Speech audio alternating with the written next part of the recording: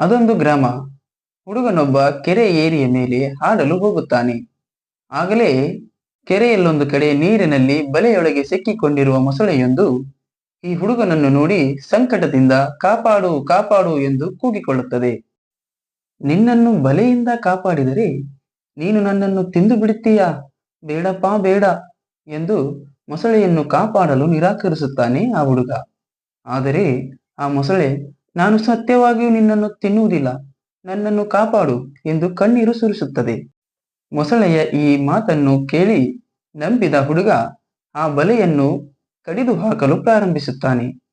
ಬಲೆಯೊಳಗಿನಿಂದ ಮೊಸಳೆಯ ತಲೆ ಹೊರಬಂದ ಕೂಡಲೇ ಅದು ಹುಡುಗನ ಕಾಲನ್ನು ಹಿಡಿದುಕೊಳ್ಳುತ್ತದೆ. ಪಾಪಿ ಮೊಸಳೆ, ಇದು ನ್ಯಾಯನಾ ಎಂದು ಕಣ್ಣೀರು ಸುರಿಸುತ್ತಾ ಕೇಳಿದಾಗ, ಏನ್ ಮಾಡೋದು, ಇದೇ ಬದುಕು, ಇದೇ ಪ್ರಪಂಚ ಎನ್ನುತ್ತಾ ಮೊಸಳೆ ಆ ಹುಡುಗನನ್ನು ನುಂಗಲು ಆರಂಭಿಸುತ್ತದೆ. ಹುಡುಗನಿಗೆ ಸಾಯುವುದರ ಬಗ್ಗೆ ಚಿಂತೆ ಇಲ್ಲ.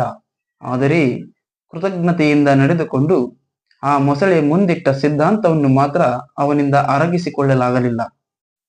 ಮೊಸಳೆಯ ಬಾಯಿಯೊಳಗೆ ನಿಧಾನವಾಗಿ ಜಾರುತ್ತಿದ್ದ ಹುಡುಗ ಮೇಲೆ ಮರದಲ್ಲಿ ಕುಳಿತಿದ್ದ ಪಕ್ಷಿಗಳನ್ನು ನೋಡುತ್ತಾ ಕೇಳಿದ, ಈ ಮೊಸಳೆ ಹೇಳೋ ಹಾಗೆ ಇದೇ ಪ್ರಪಂಚನ, ಇದೇ ಬದುಕೆ?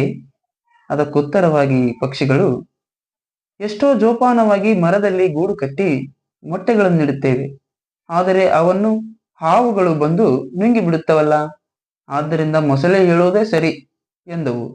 ಕೆರೆ ಏರಿ ಮೇಲೆ ಮೇಯ್ದುಕೊಂಡಿದ್ದ ಕತ್ತೆಯೊಂದನ್ನು ನೋಡಿ ಹುಡುಗ ಅದೇ ಪ್ರಶ್ನೆಯನ್ನು ಕೇಳಿದ. ನಾನು ಯೌವನದಲ್ಲಿ ಗಟ್ಟಿಮುಟ್ಟಾಗಿದ್ದಾಗ ನನ್ನ ಯಜಮಾನ ಕೊಳೆ ಬಟ್ಟೆಗಳನ್ನು ನನ್ನ ಮೇಲೆ ಹೊರಿಸಿ ನನ್ನ ಶಕ್ತಿಯನ್ನೆಲ್ಲ ಹಿಂಡುತ್ತಿದ್ದ. ನನಗೆ ವಯಸ್ಸಾಗಿ ಕಾಲು ತೊಡರತೊಡಗಿದ ಮೇಲೆ ನನಗೆ ಆಹಾರ ಹಾಕುವುದಕ್ಕೂ ಆಗುವುದಿಲ್ಲ ಎಂದು ಹೇಳಿ ನನ್ನನ್ನು ಹೊರದಬ್ಬಿಬಿಟ್ಟ. ಮೊಸಳೆ ಹೇಳೋದ್ರಲ್ಲಿ ತಪ್ಪೇ ಇಲ್ಲ, ಇದೇ ಬದುಕು, ಇದೇ ಪ್ರಪಂಚ ಎಂದಿತು ಆ ಕತ್ತೆ.